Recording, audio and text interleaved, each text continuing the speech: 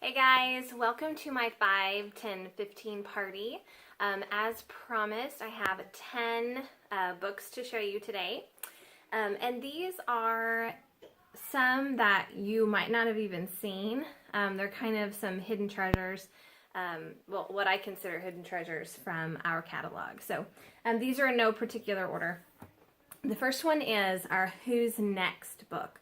This is a sequel to Who's Ready to Play, if you've seen that one. I don't know if you have, but basically it's a guessing game. Search for who came next and who left on each page. So the first page has an elephant and it says, guess who was next? And you can see a little tail here. And so they're going to figure out which animal it was. And then somebody will also leave on each page. And so they're figuring out who came next and who has left. It's really cool, and then in the end there's a little surprise. The next one is Where's the Ballerina? We also have Where's Will, but Where's the Ballerina is actually one of my favorites and one of Ellie's favorites. So it takes several ballets, and here's a list of the ballets that it has. It tells you the story, so we'll start here with Swan Lake. It tells the story, and then has a list of the characters up here. And so those are the ones you have to find on the next page. So it's a really neat combination of, educational because you're learning about the ballet, just the story-wise, the fiction part, but then also the searching, which I love. And we love search books at our house.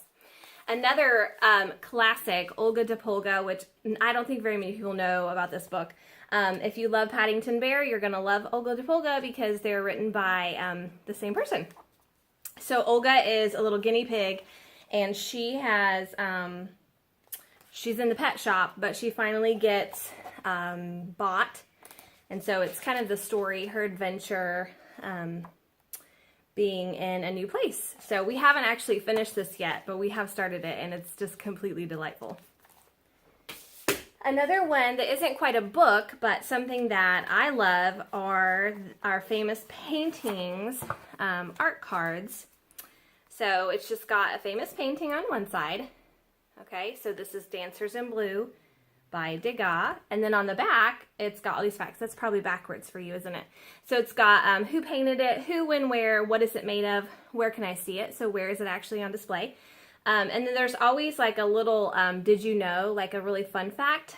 And this one is really funny about Degas was actually really annoyed by the ballerinas that he painted. So there's always a little fun fact. But there's, I believe there's 30 of them. Yeah, there's 30 cards in here. So they're really fun and really good for like lower levels. We just did this last year in school. So lots of kids can get, something out of that. Another series, not just this particular book, but is our Discovery Adventure series.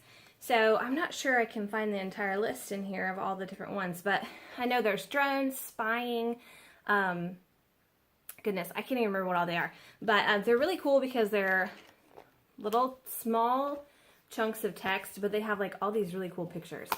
And this I actually bought for my husband because he likes drones. And he's been enjoying reading it with the kids too. So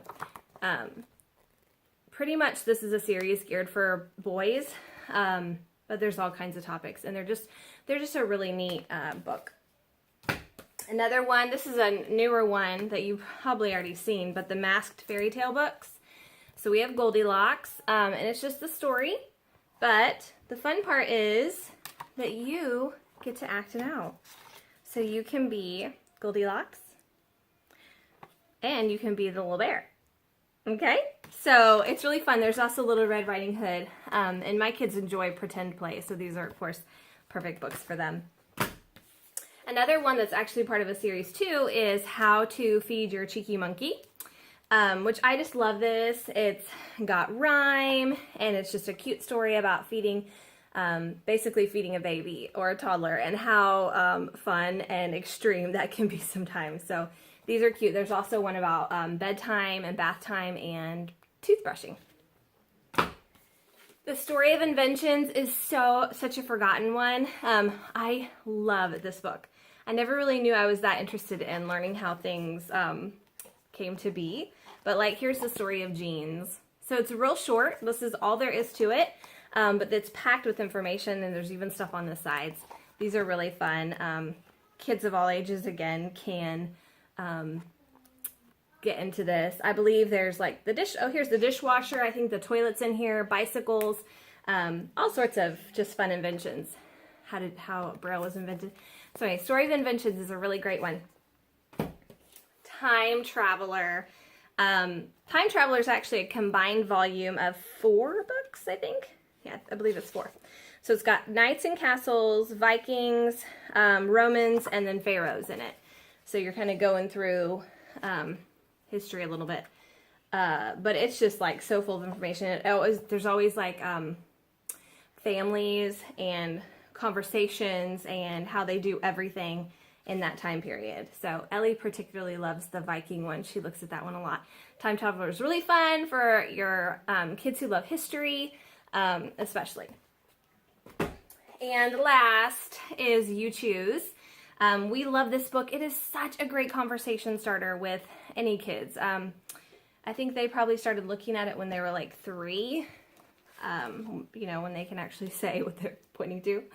But basically it just goes through and asks you these questions. If you could go anywhere, where would you go? And so you get to pick out one of these places. And so you just go through here, who would be your family and friends, you know, where would you sleep, what would you write in, what clothes would you wear.